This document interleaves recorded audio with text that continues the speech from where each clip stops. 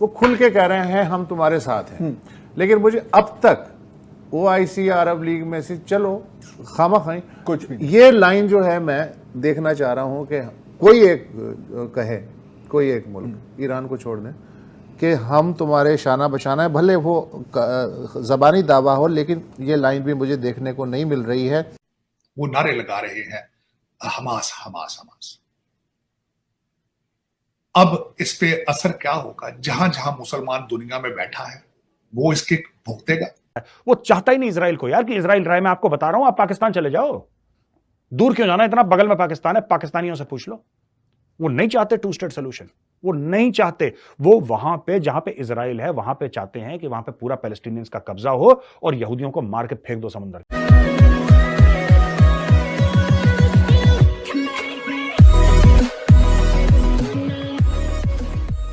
नमस्कार दोस्तों, अब यहाँ पर बात हो रही है कि इंडिया ने जिस तरीके से यहाँ पर इजराइल का स्टांस लिया है, इजराइल को सपोर्ट किया है, वो पूरी दुनिया के अंदर इस चीज़ को मतलब कि इसको सराहा जा रहा है, जो भी खास करके US और इजराइल जैसे कंट्रीज़ के अंदर।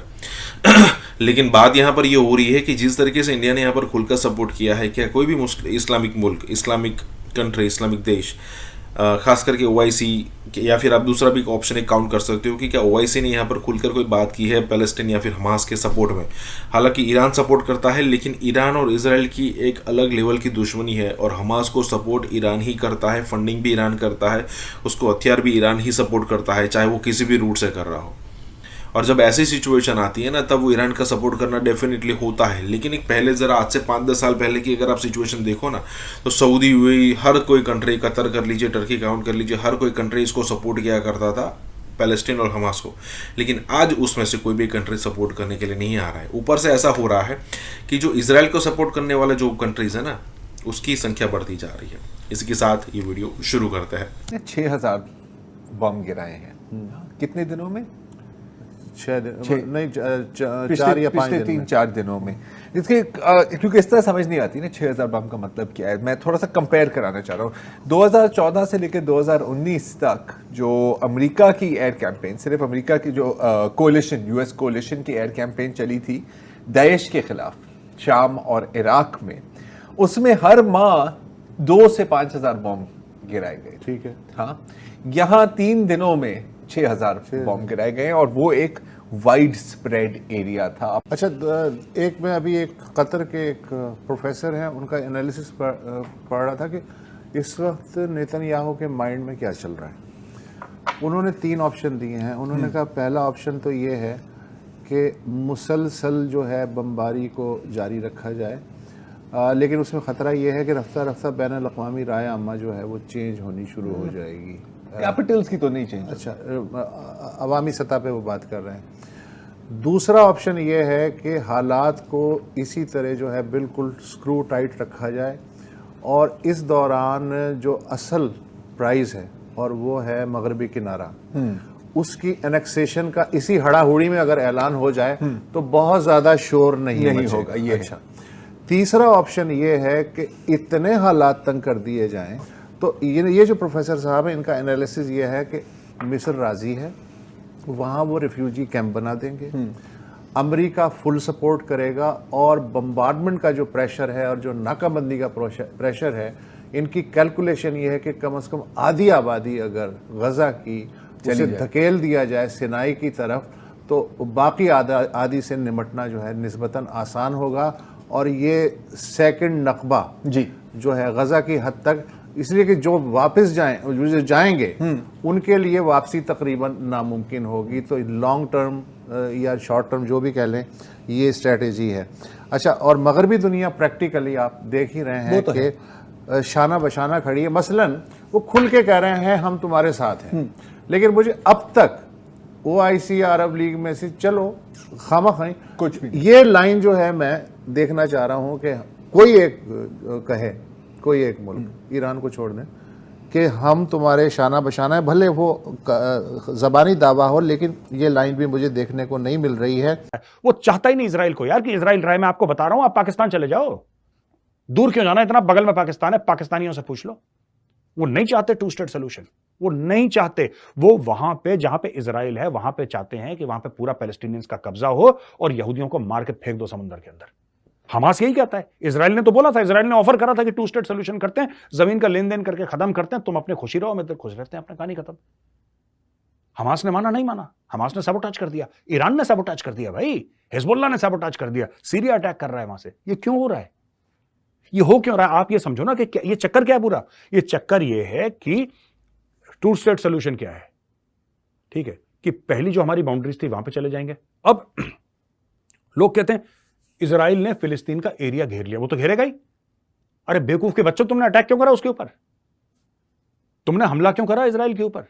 इजराइल बना था, वो तो यूएन चार्टर के तहत बना था, यूनाइटेड नेशंस में सब देशों ने वोटिंग करी, पूरी दुनिया ने डिसाइड करा कि ये जो एरिया है एक जमाने में इजराइल था, यहां पे इजराइल दोबारा गठित होगा, यहां पे बनेगा इजराइल। इजराइल बन गया।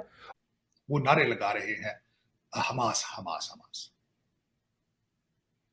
अब इस पे असर क्या होगा? जहां जहां मुसलमान दुनिया में बैठा है वो इसके भुगतेगा। जरा अपने इस्लामिक उम्मा पे जरा नजर डालें, इराक के हालात देख लें, लीबिया के हालात देख लें, अफगानिस्तान के हालात देख लें, पाकिस्तान के हालात देख लें। सर वो ताहिर अशरफी साहब ने कहा मसनूआत का बाइकआउट कर दो, बस ये प्रोडक्ट्स का बाइकआउट। तो उनकी मसनूआत के बगैर तो आप जिंदा नहीं रह सकते हो, क्योंकि वो तो उनकी तो टेक्नोलॉजी उनकी प्रोडक्ट है भाई। या तो फिर टेलीफोन इस्तेमाल करना बंद कर दो, टीवी देखने बंद कर दो, बंद करो ना ये सारी चीजें। गाड़ियां ना गधों पे चढ़ो फिर जाके, सारा कुछ तो वो बनाते हैं। इस वक्त इजराइल का सबसे बड़ी स्ट्रेंथ क्या है कि जितने इंफॉर्मेशन टेक्नोलॉजी के नए स्टार्टअप है सारे वहां से शुरू होते हैं। या तो फिर जर्मन चीजें, ये जो सारे यहूदी यहां बना रहे हैं चीजें बंद करो, ये इंग्लिश मूवियां देखनी बंद करो। क्या क्या बंद करोगे यार? क्या क्या बंद? दवाइयां खानी बंद करो जो अमेरिकन जो बनती है सारी, ये कंपनियां ज्यूइश कंपनियां सारी बनाती है। मौलाना अशरफी साहब तो खुद कई बलाती चीजें खाते पीते हैं, वो किस तरह छोड़ सकते हैं? जहाजों में चढ़ना बंद करो, खोतों में चढ़ो फिर। लेकिन अब मैं बताता हूं ये जो आपके लौंडे लपाड़े क्या है, ये वही है जब तालिबान काबुल में आए थे तो इन्होंने तालिबान के लिए जश्न मनाए थे, इस्लामाबाद में झंडे लगाए थे तालिबान के। और जो बाद में उन्होंने थप्पड़ों से मारा है तालिबान ने, उन्होंने कहा, अब वो मजाक उड़ाते हैं, कहते जी उन्होंने ट्रैवल एडवाइजरी दी है आपके मुल्क के लिए कि हमारे सिटीजन माना जाए। आपकी इकोनॉमी का मजाक उड़ा रहे हैं आज, और बम मार रहे हैं आपके जलसों में, थ्रेट कर रहे हैं आपको, ब्लैकमेल कर रहे हैं, पैसा लेते हैं आज भी आपको दहशतगर्दी से डरा के। आप जब भी उनके साथ नेगोशिएट करने गए हैं या असला साथ लेकर गए या पैसा लेकर गए। हमास के 1000 थे फाइटर जिन्होंने ये काम किया है, 1000। और उसके बाद आज जो वेस्टर्न मीडिया है वो एक अल ज़ईफ या अल दईफ है, और उसने इसका तूफान अक्सा नाम रखा इसलिए कि 2021 में जो अक्सा के ऊपर वहां पे जो इजराइल फौजियों ने जो ऑपरेशन किया था, उसके बाद ही स्टार्टेड प्लानिंग 2 साल। उन्होंने खुद कहा है कि हम 2 साल से ये प्लान कर रहे हैं। अब उन्होंने तो ये शुरू कर दी जंग, 1000 लोग घुस के अंदर, उनके आर्मी कैंप में भी घुस के मारा। और हमास इसमें 2 साल पहले इत्माद में लेती रही इजराइल को कि उन्हें ये बावर कराया जाए कि we are not a terrorist group anymore, our focus is economy of the Palestinian. ठीक है, जिस तरह वार टैक्टिक्स से कर लिया शुरू। अब उस पे अल ज़ईफ साहब ने ये नहीं सोचा कि 2 मिलियन लोग जो हैं, जब सीज होगा, मुहासरा होगा, 2 मिलियन लोग वो खाना कहां से खाएंगे, पानी किस तरह पिएंगे, हॉस्पिटल्स में बिजली के बगैर इलाज लोगों का किस तरह होगा। ये प्लान बी क्यों नहीं सोचा गया? आज आप जिस तरीके से पाकिस्तान की, मैं उस पर भी स्टोरी आता हूं कि पाकिस्तान का माइंडसेट क्या है इस वक्त, मुझे उस पर भी एतराज है। इजिप्ट ने अपना बॉर्डर बंद कर दिया, उन्होंने कहा कि हम में ये लोग नहीं चाहेंगे, हम नहीं इनको घुसने देंगे। क्यों नहीं घुसने देंगे? इन्होंने जो जॉर्डन में किया था, हिस्ट्री मौजूद है कि ये जहां जाते हैं तो करते क्या है। उन्होंने अपना बॉर्डर बंद कर दिया है, इजराइल ने सीज कर लिया है। अब ग्राउंड इन्वेजन के लिए वो तैयारी कर रहे हैं, टैंक चल चुके।